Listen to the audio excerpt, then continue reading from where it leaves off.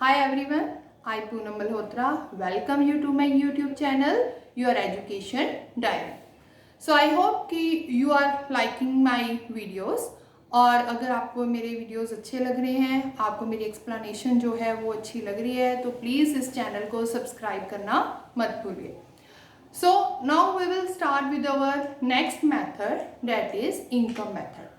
Last video में मैंने आपको मेजरमेंट ऑफ नेशनल इनकम का वैल्यू एडेड मेथड जो था वो एक्सप्लेन किया था with respect to their formulas, और आज हम जो अपना मेथड करने जा रहे हैं डेट इज इनकम मेथड. और आपको मैं ये बात बता दूं कि लास्ट सीबीएसई के जितने भी प्रीवियस एग्जाम्स हुए हैं उनमें हर बार प्रैक्टिकल क्वेश्चन जो है वो आता ही है और 90% श्योर यही है कि इनकम मेथड तो है ही है, कोई इम्पॉर्टेंट ही है. सो इनकम मेथड में हमारे क्या कंपोनेंट्स आएंगे आज हम वो इस वीडियो में डिस्कस करेंगे. So start with our topic income method. Income method, इस मेथड के अलग अलग नेम्स हैं. फॉर एग्जाम्पल इसे हम फैक्टर पेमेंट मेथड भी बोलते हैं. फैक्टर पेमेंट मेथड, इसका एक और अनदर नेम है that is distributive share method. Distributive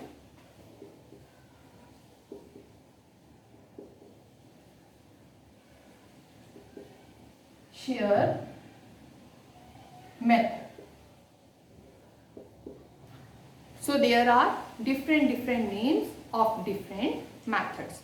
So now start with this method. Now income method क्या है? इनकम मेथड में हमने अपना जो मेथड है जो अडॉप्ट करना है वो हमने जो हम फैक्टर जो हमारे हैं फैक्टर्स ऑफ प्रोडक्शन है उनको हम पेमेंट करते हैं अपने फैक्टर्स को.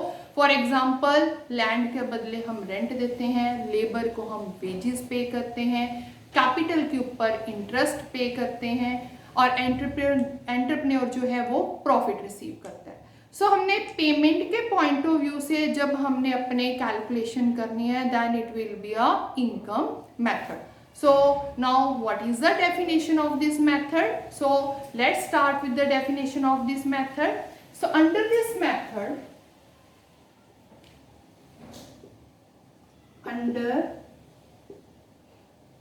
under this method national income is measured.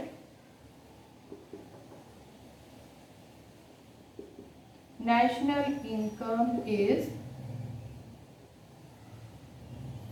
measured from the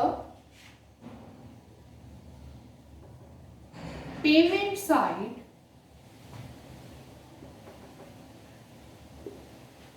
made to the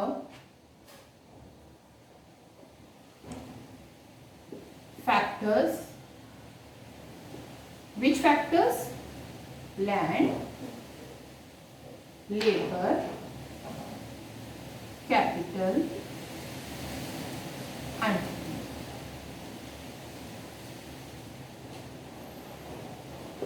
right in the form of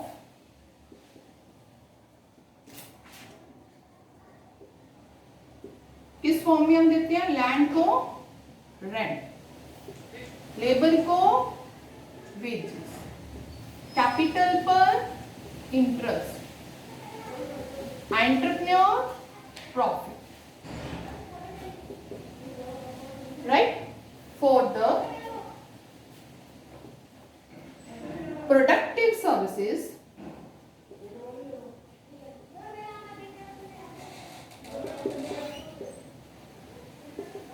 जो हमारे फैक्टर्स जो हैं वो जो हमें सर्विसेज दे रहे हैं during the year. So this is the definition of income method. Under this method national income is measured from the payment side made to the factors like land, labour, capital, entrepreneur in the form of rent, wages, interest, profit for the productive services during the year. अब यहाँ पर एक चीज याद रखनी है कि income method से हम क्या कैलकुलेट कर सकते हैं, NDP at FC.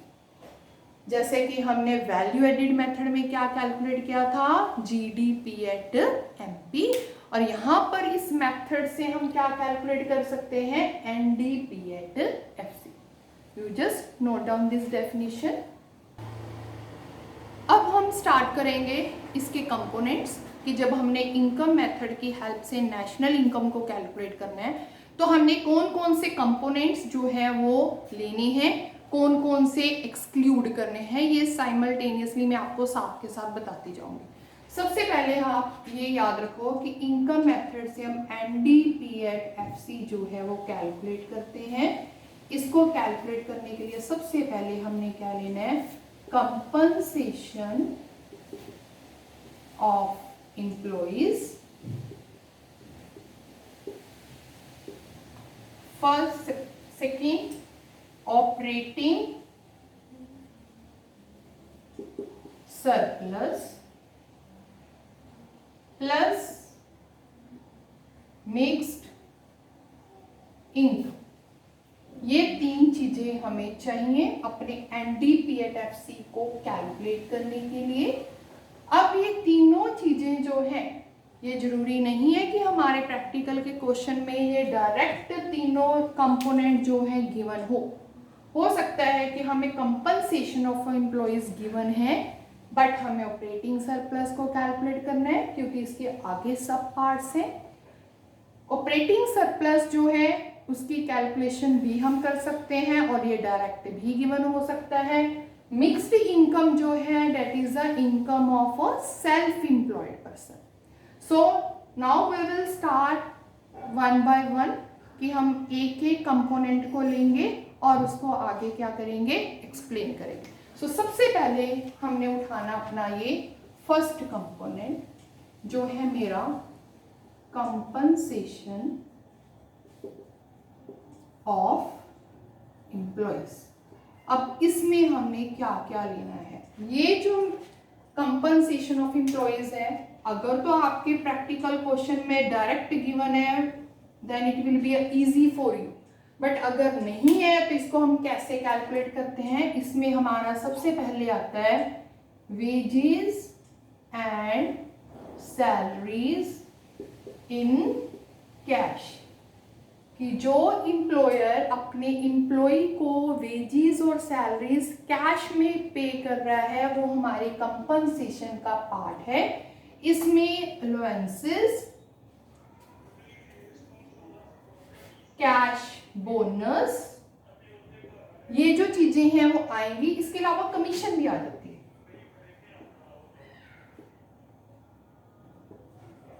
Right. Commission भी जो है वो इसी में आएगी।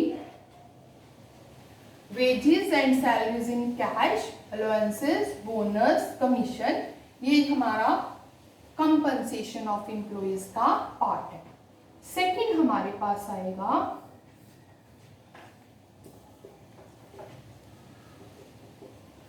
wages and salaries in kind, कि हो सकता है एम्प्लॉयर कुछ बेनिफिट्स जो हैं अदर देन कैश अपने एम्प्लॉय को दे रहा है। For example rent free house, free medical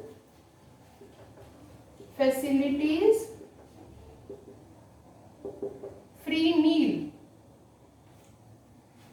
तो ये चीजें भी हमारा किसका पार्ट है, कंपनसेशन ऑफ एम्प्लॉइज का। थर्ड में आएगा, this is important point, social security contribution by employer.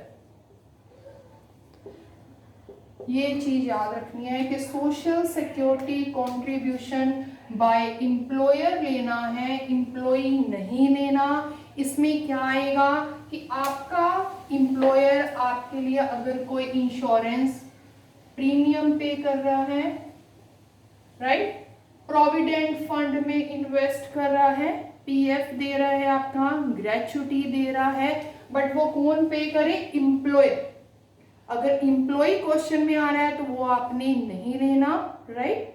So fourth point है अर्न्ड पेंशन।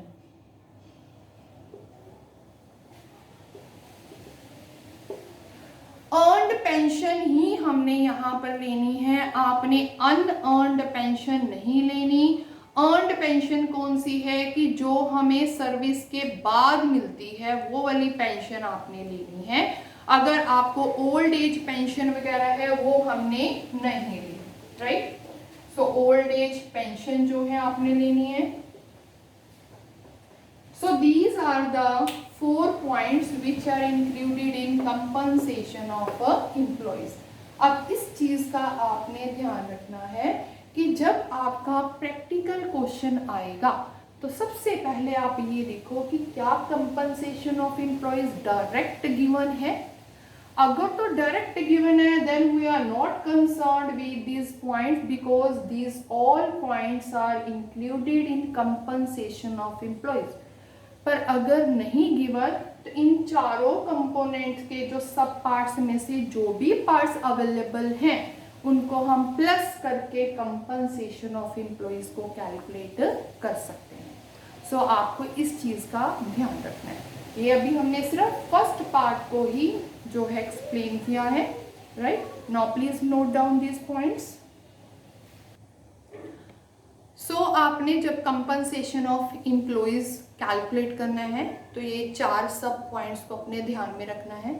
कौन सी चीजें आपने कंपनसेशन ऑफ एम्प्लॉइज में नहीं लेनी, प्लीज नोट दिस पॉइंट्स। एक तो अगर आपका एम्प्लॉय जो है वो कंट्रीब्यूट कर रहा है, इंश्योरेंस प्रीमियम पे कर रहा है, पर्सनली पे कर रहा है, तो हमने उसको इंक्लूड नहीं करना, सिर्फ एम्प्लॉयर कंट्रीब्यूशन ही लेना है। सेकेंडली हमने जो पेंशन लेनी है, अर्न्ड पेंशन लेनी है, आपने अनअर्न्ड ओल्ड एज पेंशन जो स्कीम्स वाली वो हमने इंक्लूड नहीं करनी। इसके अलावा कई बार जो है 1-2 पॉइंट्स अलग अलग बुक्स में जो मेंशन है, जैसे रीएम्बर्समेंट ऑफ बिजनेस एक्सपेंसेस, तो ये भी आपने इंक्लूड नहीं करने बिकॉज ये भी इंटरमीडिएट जो है गुड्स मानी जाती हैं। इसके अलावा अगर किसी फैक्ट्री में वर्कर्स को फ्री ग्लव्स दिए जा रहे हैं, कोई उनको यूनिफॉर्म दी जा रही है, ग्लासेस दी जा रही हैं प्रोटेक्शन के लिए, तो आपने इन चीज़ों को भी अपनी कंपनसेशन में इंक्लूड नहीं करना क्योंकि ये सारी चीज़ें जो हैं वो इंटरमीडिएट का पार्ट है। सो आपने ये जो मैंने अभी पॉइंट्स जो अभी बोले हैं ये आपने अपने अच्छे से नोट कर लेने हैं। Now come to our second point, that is operating surplus. Operating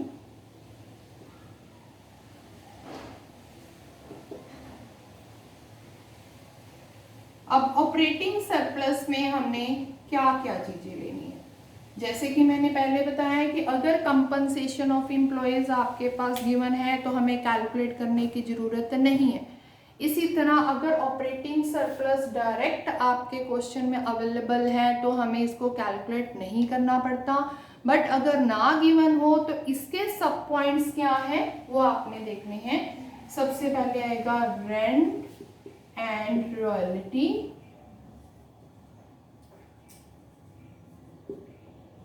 उसके बाद आपका आएगा interest, right, rent and royalty, interest and profit, right.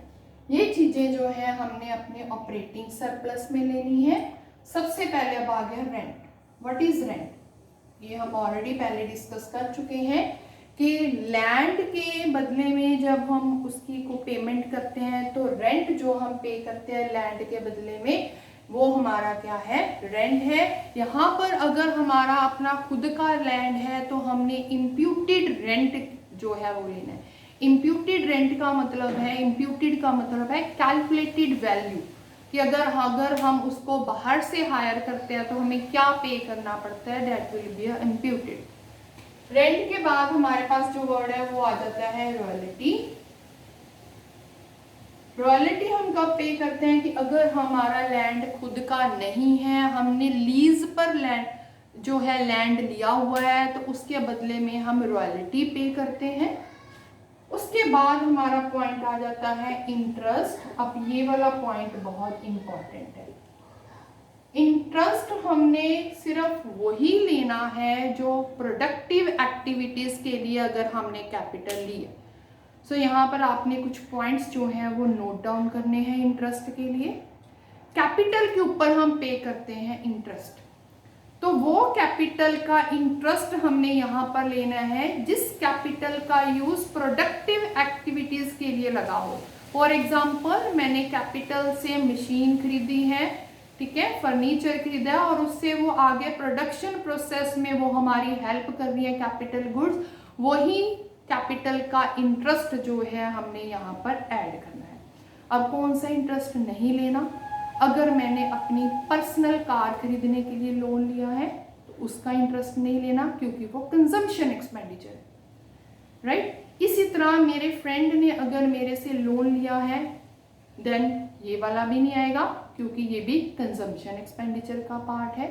सिर्फ वही इंटरेस्ट आएगा। फॉर एग्जाम्पल, किसी फर्म ने, किसी बिजनेसमैन ने बैंक से लोन लिया है तो वो हमारा इंक्लूड होगा, राइट। सो यही चीज ध्यान में रखनी है कि यहाँ पर इंटरेस्ट वही लेना है, उस एक्टिविटीज जो का इंटरेस्ट लेना है जो प्रोडक्टिव एक्टिविटीज के साथ कंसर्न हो। अगर आपके पर्सनल मोटिव के लिए आपने लोन लिया है, आप इंटरेस्ट पे कर रहे हो, then it will not be included in operating surplus. So इस चीज का बड़ा आपने ध्यान रखना है। ये देखना है कि इंटरेस्ट पेमेंट जो है उसका लोन अमाउंट आप किस एक्टिविटी के लिए यूज कर रहे हो, right. So you have to note this point कि ओनली वही एक्टिविटीज लेनी है which are concern with the production. Now come to our next point, profit.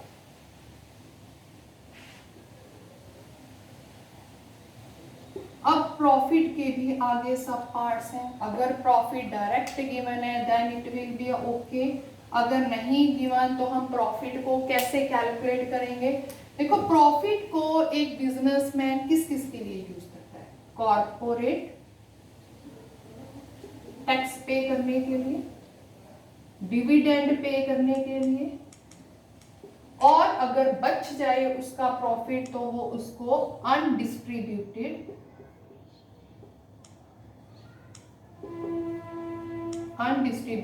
Profits रख लेता है। सो अगर तो आपकी क्वेश्चन में प्रॉफिट गिवन है then it will be okay. Otherwise we can calculate profit by adding these three terms. अगर इन तीनों में से कोई दो टर्म्स भी अवेलेबल है तो हम अपने प्रॉफिट को कैलकुलेट कर सकते हैं। बट अगर हमने प्रॉफिट भी ले लिया, ये भी ले लिया, तो गलत है, क्योंकि profit itself includes all these three terms. So इस चीज का आपने यहाँ पर ध्यान रखना है। सो इस तरीके से हम अपना ऑपरेटिंग सरप्लस जो है वो कैलकुलेट कर सकते हैं। Now come to our third point, mixed income. अब मिक्स्ड इनकम क्या है? इसको हम सिंपल वे से बोलें तो ये है हमारी self employed income.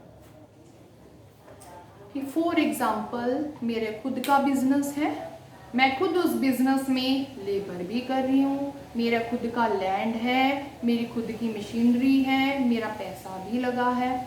But in सारी चीज़ों के बावजूद जो मेरे पास अर्निंग आ रही है, मैं उसको बाइफरकेट नहीं कर पा रही। मुझे नहीं पता लग रहा कि इसमें से मेरी लेबर कितनी है, मेरे लैंड का रेंट कितना है, राइट, मेरी मशीनरी के लिए जो वियर एंड टियर के एक्सपेंसेस में कितने निकाल रही हूँ। सो ऐसी इनकम जिसको आप डिवाइड ना कर सको, that will be a mixed income. ये मैक्सिमम आपको क्वेश्चन में गिवन ही होती है। अगर ना गिवन हो तो हम मिक्स्ड इनकम को नील लिखते हैं। So these are the components of income method. So you just note these points. So अब आपने तीनों कंपोनेंट आपको मैंने बता दिया हम कैसे कैलकुलेट करते हैं, compensation of employees, operating surplus, mixed income. But अगर हमें क्वेश्चन में ये पूछा गया है कैलकुलेट नेशनल इनकम, तो हमें पता है हम नेशनल इनकम को कैसे कैलकुलेट करते हैं। National income is NNP at FC, हमने ये निकाल ली, ये हमारा नेशनल इनकम। तो हमने पर क्या निकाला है, NDP एट FC। तो कैसे करेंगे, net net no change, but यहाँ पर नेशनल चाहिए, हमने डोमेस्टिक निकाला तो प्लस क्या कर देंगे, NFY, net factor income from abroad. इसे हम कैसे कैलकुलेट करते हैं, income from abroad minus income to abroad. Factor cost no change, so in this way we can calculate national income with the help of income method। अब last point जो है precautions, हमने क्या ध्यान में रखनी है, आप उसको नोट डाउन कर लो। प्रिकॉशंस में सबसे पहले तो नोट करो कि हमने ट्रांसफर इनकम नहीं लेनी। ट्रांसफर इनकम मतलब कोई फ्री गिफ्ट हम दे रहे हैं, फॉर एग्जांपल हमने अपने वर्कर्स को इंडिपेंडेंस डे पर गिफ्ट दे दिया, तो वो ट्रांसफर इनकम है, उसको इंक्लूड नहीं करना, first point. Second, illegal activities को नहीं लेना, थेफ्ट, गैम्बलिंग, ये चीजें हमने इंक्लूड नहीं करनी। फोर्थ, कैपिटल गेन्स जो हैं वो नहीं लेने, sale of debentures, sale of shares, इनको नहीं लेना। सेकंड हैंड गुड्स की कैलकुलेशन को भी हम अपने नेशनल इनकम में कैलकुलेट नहीं करते। विंडफॉल गेन्स का मतलब है आपकी अचानक लॉटरी निकल आई, तो ये भी हमने अपनी नेशनल इनकम में कैलकुलेट नहीं करनी। इम्प्यूटेड रेंट हमने कैलकुलेट करना है। इसके अलावा कोई डोमेस्टिक सर्विस है वो भी हमने इसमें ऐड नहीं करनी। सो ये जो लास्ट मैंने पॉइंट्स बोले हैं ये हैं प्रिकॉशंस के पॉइंट, जिसको हमने अपने इनकम मेथड को जब कैलकुलेट करना है तो उसको हमने ध्यान में रखना है। सो मैंने आपको आज इनकम मेथड पूरा एक्सप्लेन किया है। आप नेक्स्ट जो मेरा वीडियो होगा that will be a expenditure method, और उसके बाद की वीडियो में आपको मैं प्रैक्टिकल्स कैसे हमने सॉल्व करने हैं हर मेथड के, वो हम जो है उसमें डिस्कस करेंगे। So keep watching this videos. Thank you so much.